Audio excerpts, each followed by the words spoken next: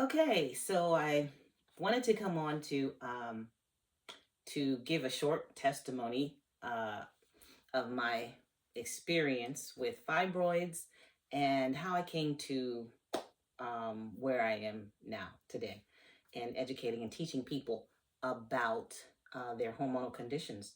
So um, I want to be brief with this one. I can do an in-depth, more detailed testimonial at some point, but I just wanted to just jump on and just give some, you know, briefing as to how I came to where I am today. So way back, of course, as a young lady, I had fibroids and some gynecological um, uh, exam where the gynecologist let me know that. And so I think I knew that from early, yeah, maybe 20s or my, early 20s, maybe perhaps. Um, and, but they said, many of you may have heard the same exact phrase. Well, they're not bothering you, so just leave them alone. And, you know, and doctors knew that um, estrogen kind of feeds the fibroids. And so they would also say later on, they would say, um, when you get into menopause, they shrink. But they say if they're not bothering you, just leave them, leave them alone and do nothing. And had I had the knowledge that I have today, I would definitely not have taken that advice. Not to say that I would have taken the advice of, do something surgical or medical or something like that. But if I had the knowledge again, to know that, especially when they were so small, that I could have just, you know, had changed my lifestyle. Um, as a young person, as a youth, you don't know any of these things, but you have to grow and, come to the knowledge of these things when you're later in life, which is why I want to share with as many people as I possibly can, whatever I know, so that you don't have to go through these same things. But so, okay, going back. So I then later, um, maybe it was in my early 30s. Yeah, in my early 30s now. And, I'm still young and single and living on my own. And the fibroids, you don't know what the symptoms, whether your symptoms are like really bad symptoms, because it's just something that women go through. We go through pain, we go through bleeding, we go through, the mood swings and all those things. And you're not really realizing that these things are related to the condition which is going on in your body. And you're really not understanding that, they are um, anything, that there's a problem, that there's any connection. So, and you don't know, even with those symptoms, you don't know what to compare it with. Like, yeah, you talk to your friends sometimes, but you don't really compare. Is your bleeding, you know, heavy? How heavy is? But we don't know. We don't know any of these things. So, just sharing with you right now, so that you can become educated and learn learn about these things, so that you can have some sort of understanding. But so I did begin to have a pain in my groin area. And, it was very unusual. It was like, what is going on? And so I did have another exam now in my early 30s. And this pain, it wouldn't go away. And the doctor was saying that it's because of a large fibroid that is pressing, maybe it was pressing on a nerve or something like that.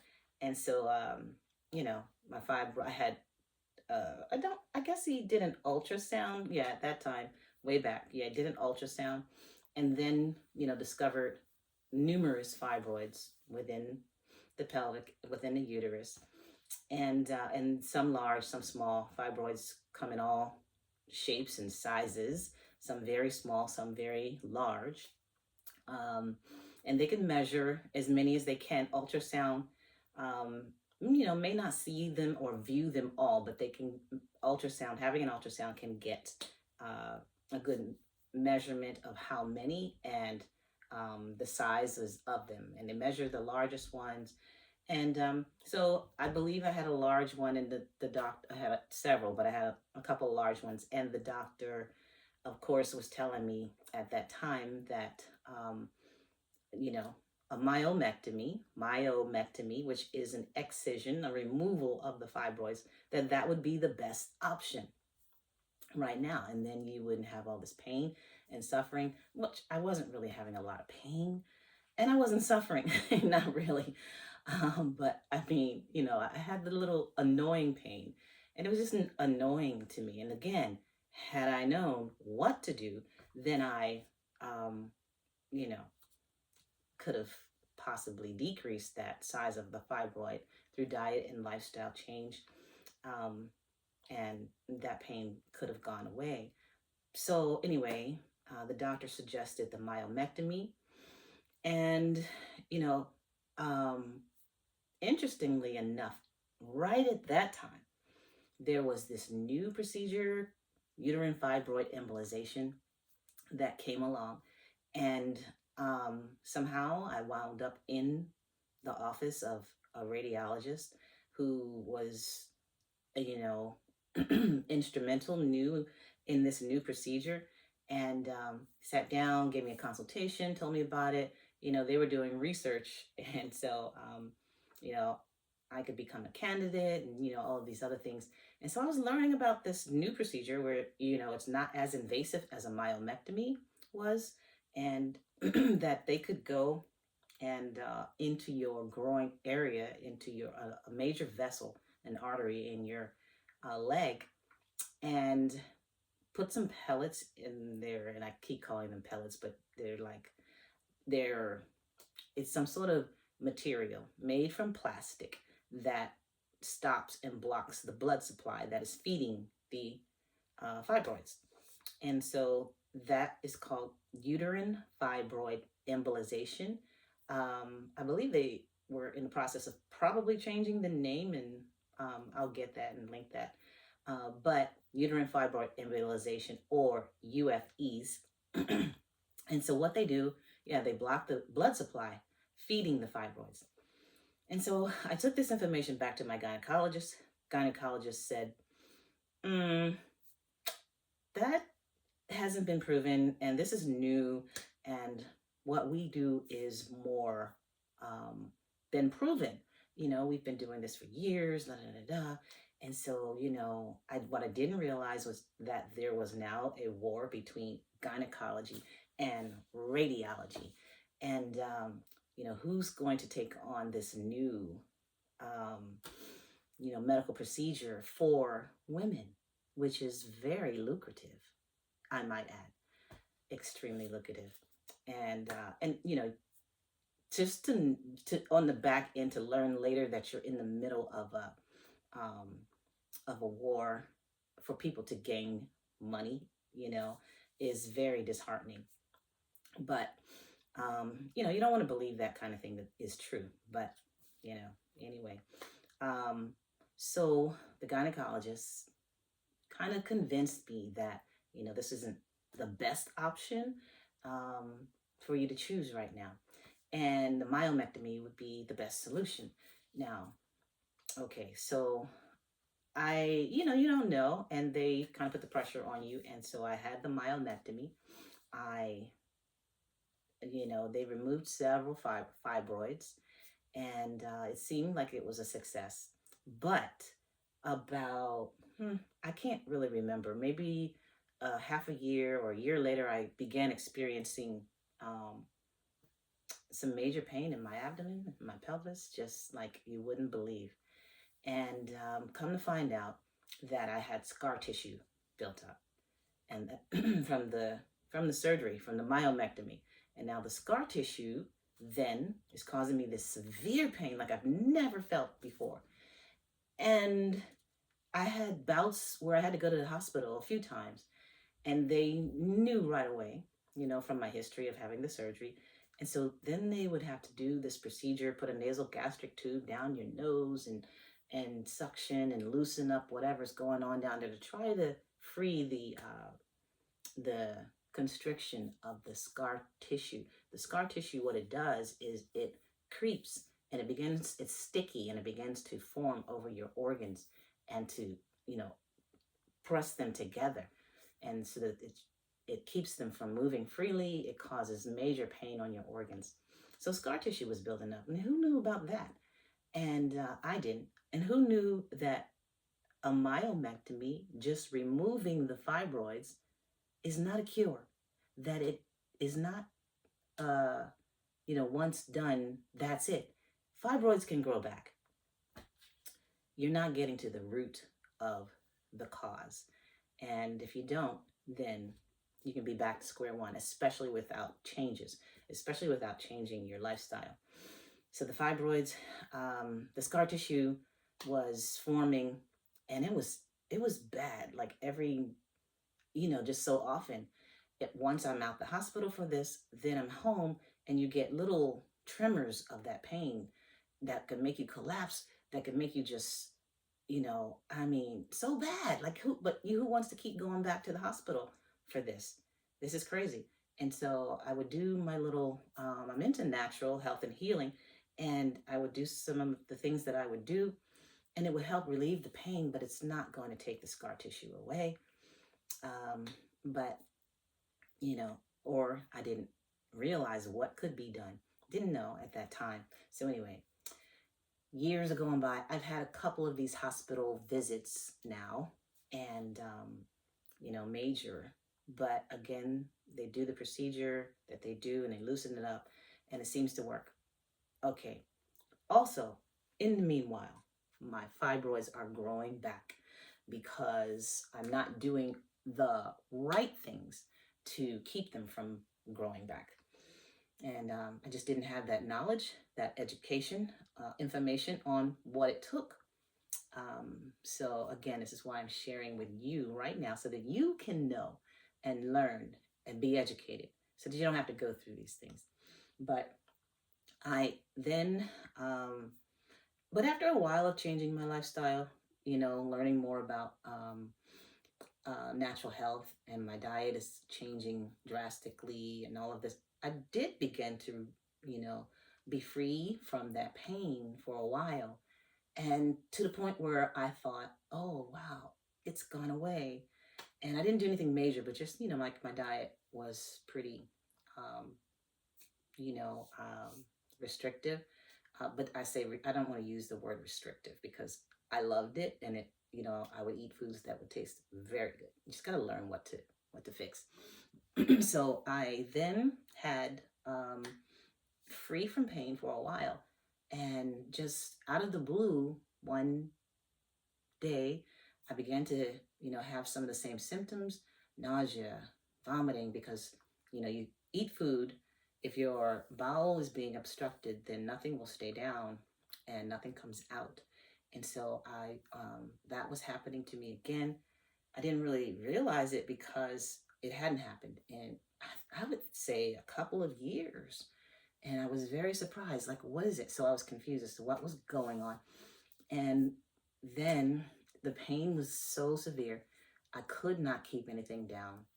There was no, I wasn't getting better. The pain was not getting better. I tried to go to work, and it was like I had to leave. And so had to have my husband drive me to the hospital, where, cutting the story short, eventually they finally figured out, I did try to tell them about this past issue, but doctor didn't want to hear it. And she's trying to think that I have Crohn's disease. I'm like, I don't have Crohn's disease.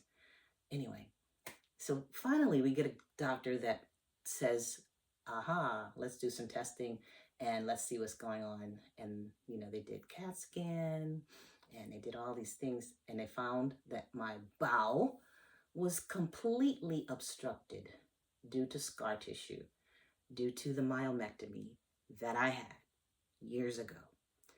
And I've been suffering all these years, and now finally, just out of the blue though, I don't know why, but part of me is like, okay, Lord, you have a purpose and a reason for my life.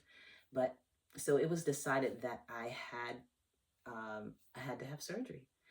They had to cut my bowel. They cut 9 inches of my bowel out, along with my appendix, which there was absolutely nothing wrong with my appendix. And mind you, let me just cut way back to the myomectomy. Um, they had to take partial or all of my right ovary, by the way, because the fibroids had, you know, so they told me, grown all the way around and wrapped around my ovary, so that my ovary had to be taken. Later, there was some confusion about that because on an ultrasound, they said that I had a right ovary. I'm not sure what that was all about, but just know that these things can happen. This is the purpose and the point of this story. And so I then had the surgery, and they removed 9 inches of my bowel to free me up from the scar tissue. And then after that, I was, now in recovery and just contemplating and talking to God and just saying, Lord, why did I have to go through all of this? What is the reason? And also, I also had 2 miscarriages due to the scar tissue as well. And so, that's a lot to go through. And I had no idea that the reason was all because of my choice or my consent to have the fibroid surgery, the removal of the fibroid surgery. Now, I'm not saying all of this to say to you that you should not get surgery. Every case is different.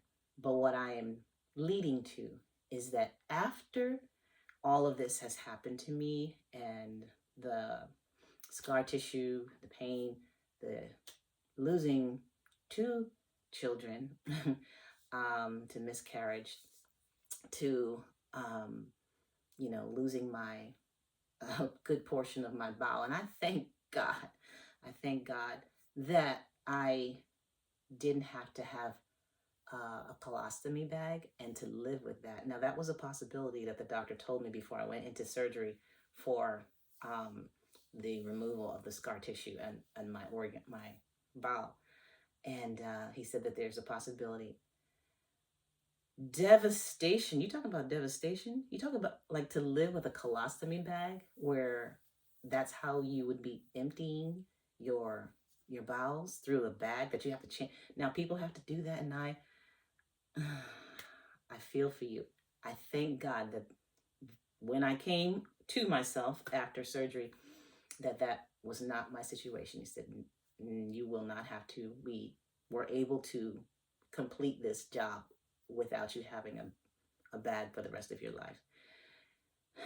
Again, from my choices, and those choices really start, you have to take responsibility for yourself. I'm not blaming the gynecologist per se, because there's a story behind that. But, your lifestyle from the beginning of when you are coming into the knowledge of maturity, and the things that you decide for yourself, how you eat, your exercise, your everything. So anyway, this is what happened to me. Then my aha moment where the Lord spoke to me and then told me I need to learn as much as I can about this now on the back end, and teach and show as many as I possibly can about these things, not only about fibroids, but about hormonal conditions in general, about endometriosis, PCOS, all of these things. So I wanted to just get on, and I made this even longer than I wanted to, but just to share with you why I am personally invested in sharing as much information as I possibly can to help other women so that they do not have to go through these things, because it causes so much pain and suffering that may be unnecessary.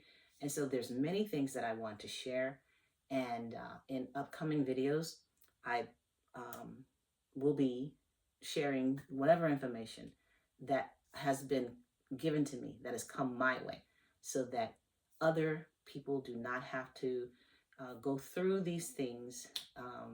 This is a new age. We have we have lots of knowledge at our fingertips, and we can make decisions. We do not have to um, be in those positions and whatnot that I was in and that others may be in. It's now a day where we can learn about these things. We can make decisions for ourselves. We we can change doctors. We can get people to listen to us. And it's not as simple and easy as I'm making it sound, but we have options. And that's what I'm trying to share, that we have options. And knowledge is power. So we have to learn all about our condition, whatever you're going through. If you truly want help, now a lot of people just want a quick fix. And, you just want your pain to be gone. You just want your bleeding to stop. You just want relief of whatever you're going through. And I get that. And you want to live a normal life and healthy life. But if you just put a band-aid on the problem, you're going to continue to go through issues. And they're going to be compiling till the point of other conditions will happen within your body. And we don't want that. We want the best quality of life. So it is my admonition that you learn as much as you can about such conditions, and learn your body, pray, and ask God, what would he have for you to do? There's lots of information out there. There's so much information out there. People saying this, and this, and this is the way to do it. This is the way to do this, do this. And I'm not saying that I have the way fully, but I know of someone who does have the answer, and that is God. And that's who I attest to. And he's given us certain principles to follow to help ourselves. And so that is my plea. That is my story. I'm sharing it with you, and may you be blessed.